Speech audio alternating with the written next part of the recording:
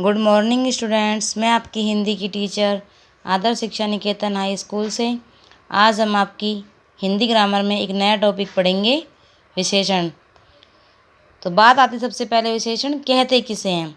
संज्ञा और सर्वनाम की विशेषता बताने वाले शब्द विशेषण कहलाते हैं। किसे कहते हैं विशेषण? संज्ञा और सर्वनाम की विशेषता बताने वाले शब्द विशेषण कहलाते हैं। कुछ एग्जाम्पल्स देखते हैं। वह अच्छा है। अब वह क्या है? सर्वनाम है। और वह की विशेषता है कि वो कैसा है? अच्छा है। तो अच्छा क्या हुआ? विशेषण। इसी तरीके से काली गाय ने दूध दिया। तो गाय क्या है? संज्ञा। और उसकी विशेषता क्या है कि वो काली है, इसलिए काली क्या हुआ? विशेषण। ठीक है। इसके बाद 3 पुस्तकें। पुस्तक क्या है? संज्ञा। और पुस्तक कितनी है? 3। तो ये क्या हुआ? उसकी विशेषता। तो 3 क्या हुआ? विशेषण। ठीक है। अब इसके बाद आते हैं नेक्स्ट कि इसके भेद, कि कितने भेद होते हैं। विशेषण के 4 भेद होते हैं। गुणवाचक विशेषण, परिमाणवाचक विशेषण, संख्यावाचक विशेषण और सार्वनामिक विशेषण। कितने होते हैं? 4। गुणवाचक, परिमाणवाचक, संख्यावाचक और सार्वनामिक। ठीक है। सबसे पहले बात आती है गुणवाचक विशेषण किसे कहते हैं। संज्ञा या सर्वनाम का गुण, दोष, आकार, अवस्था, रंग, रूप, स्पर्श, स्थान आदि का बोध कराए वो क्या कहलाता है? गुणवाचक विशेषण। अब गुण में आप कुछ भी कह सकते हो, जैसे अच्छा, बुद्धिमान। दोष में आप कह सकते हो बुरा, गंदा, दुष्ट। आकार में आप लंबा, छोटा, गोल। अवस्था में बीमार, घायल, स्वस्थ। स्थान में आप पंजाबी, भारतीय, बंगाली, मद्रासी कुछ भी कह सकते हो। रंग में है लाल, काला, पीला, हरा। मैंने यहाँ पे कुछ एग्जाम्पल्स लिखे हैं, जैसे काला घोड़ा। अब घोड़े का ये क्या है? काला क्या है? इसका रंग है। तो रंग किसके अंतर्गत आता है? गुणवाचक विशेषण के अंतर्गत। तो घोड़े का क्या हुआ है? काला, गुणवाचक विशेषण। लंबा आदमी, लंबा आदमी। तो लंबा क्या है? लंबा किस में आता है? आकार में। तो आदमी कैसा है? लंबा। लंबा क्या हुआ? उसका आकार। तो आकार किस में आता है? गुणवाचक विशेषण में। इस तरीके से लिखा है बीमार लड़का।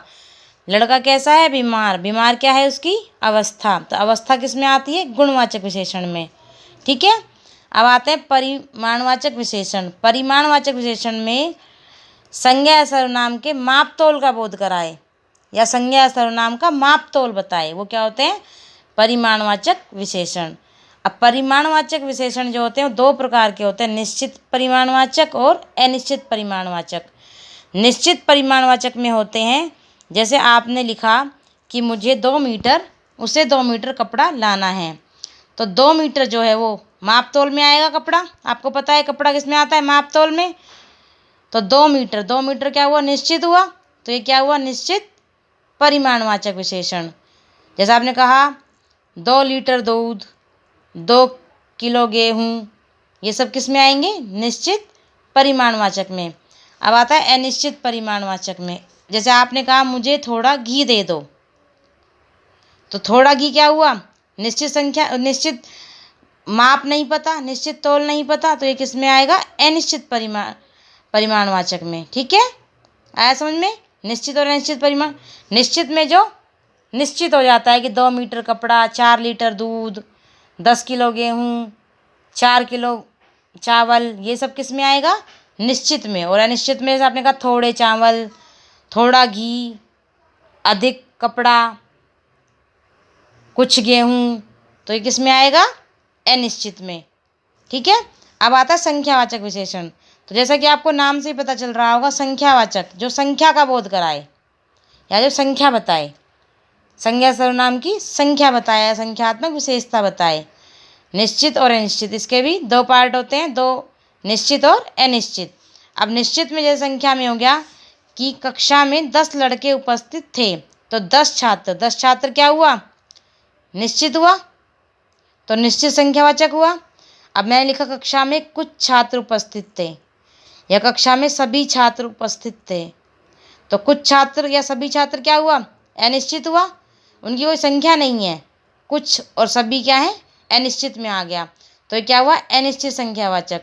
10 छात्र ये संख्या जो है निश्चित हो गई है कि 10 थे, ये संख्या का बोध करा रहा है यहाँ पे। और कुछ जो है वो अनिश्चित है, ये नहीं पता कितने थे, संख्या का कोई बोध नहीं करा रहा है। इसके बाद आपका आता है सार्वनामिक विशेषण।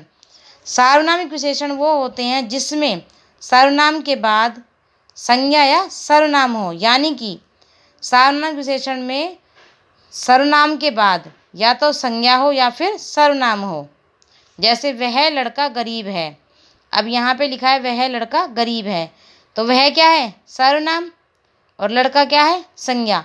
तो सर्वनाम के बाद संज्ञा आया। अब मैंने आपको बताया सर्वनाम के बाद या तो संज्ञा हो या फिर सर्वनाम हो, तो वो क्या होगा, सार्वनामिक विशेषण। वह आपका शत्रु है, वह क्या है, सर्वनाम, और आपका क्या है, सर्वनाम। तो सर्वनाम के बाद सर्वनाम आया तो कौन सा हुआ, सार्वनामिक विशेषण। वह मेरा मित्र है, वह और मेरा ये दोनों भी क्या हैं, सर्वनाम, तो ये भी सार्वनामिक विशेषण। मैं अपने विद्यालय गया था, तो ये क्या हुआ, इसमें भी मैं क्या है, सर्वनाम, और अपने भी क्या है, सर्वनाम, तो क्या हुआ, सर्वनामिक विशेषण। यानी कि सर्वनाम के बाद या तो संज्ञा हो या फिर सर्वनाम हो, वो कौन सा होगा, सार्वनामिक विशेषण। ठीक है, आया समझ में। अब आप इस सबको दोबारा पढ़िए और जो भी मैंने समझाया अपनी कॉपी में लिख लीजिए और याद कर लीजिए।